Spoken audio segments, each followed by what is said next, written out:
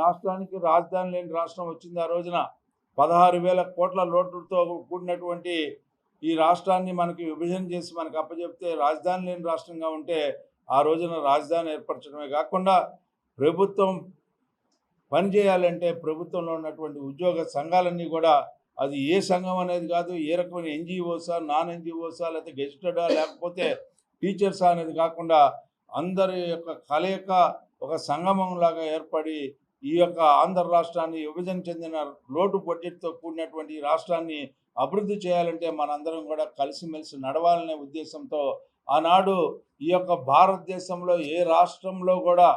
బాగా ఆర్థికంగా పుంజుకున్న రాష్ట్రాల్లో కూడా, లేకపోతే ఆర్థికంగా బలమైనటువంటి రాష్ట్రాల్లో కూడా ఎవరు ఈనటువంటి విధంగా, ఎందుకంటే మీ అందరూ కూడా కలిసి పనిచేస్తే మీ మేధస్సు ఈ యొక్క రాష్ట్ర అభివృద్ధికి ఉపయోగపడేలాగా చేయాలంటే మీలో ఆ కొత్త ఉత్సాహాన్ని నింపడానికి ప్రయత్నించి 43% ఫిట్మెంట్ ఇచ్చినటువంటి గొప్ప నేత చంద్రబాబు నాయుడు గారు. మీ మొదటి ప్రాధాన్యత ఓటు 1 అని అంకె వేసి నన్ను గెలిపించమని కోరుతా ఉన్నాను.